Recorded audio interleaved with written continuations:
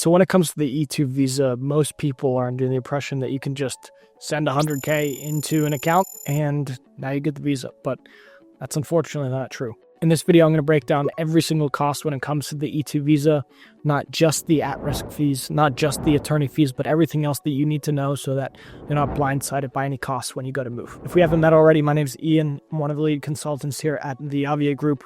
We help investors from all over the world immigrate into the United States on an E-2 visa. So before I break down any of the costs, what you have to understand is that your at-risk investment needs to be liquid. Unfortunately, you can't get a loan. The entire premise of at-risk means the funds themselves are at risk. So you are using your own liquid capital in order to fund the business. When it comes to anything else outside of the investment you're going to be making, that's detailed in the business plan. Let's say you have some extra working capital that you want to put into the business. That's not in the business plan. Sure, that can be financed. But ultimately, what you need to know is that the core of the investment needs to be liquid. I would like to preface that you need to make sure your at-risk investment is relative to the amount that it costs to start a business.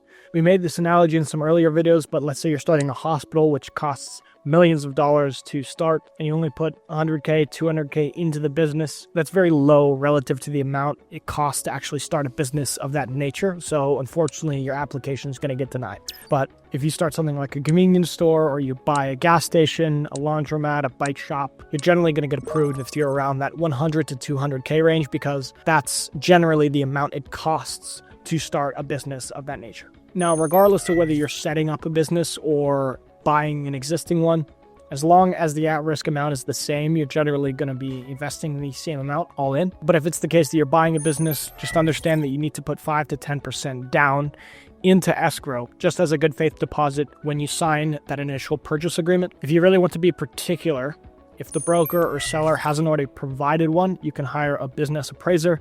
It's going to cost anywhere from $2,000 to $5,000 generally, depending on the type of business. If you are buying a franchise, it's also going to depend. So let's say you bought a business for 150K. Franchise fees might cost 20K to 60K, upwards of 80K upfront in order to take over that franchise. Also understand that you're obligated to a lease, whether you're starting a business or buying one. You want to have some personal office space. So that's on the business investment side. Ian, what about the side of professional services when I actually get the E-2 or, the forms I have to fill out? If you don't want to include a lawyer in your process, you can certainly do that. Although we don't recommend it. The legal side of things, when it comes to filing your E-2, a lot of times that unfortunately will not include the business plan. It'll just include the actual filing itself. You might also want to hire a CPA or an accountant if you want to collect any tax returns.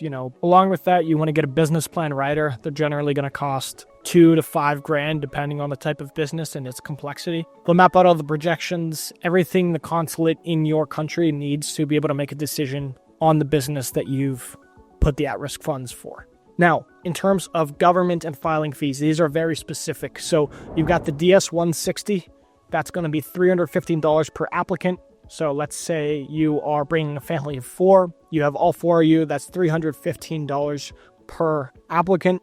So that's what, $1,260 in terms of filing fees just for the DS-160. If you're setting up a business, you obviously want to incorporate in whatever state you'd like. We'd recommend doing that as well on the buying side of things, just because if you buy an existing business where you also transfer the entity, you're also unfortunately liable for anything that happened before you took over the business. So we recommend also setting up a new LLC, new bank accounts. We'd like you to start fresh.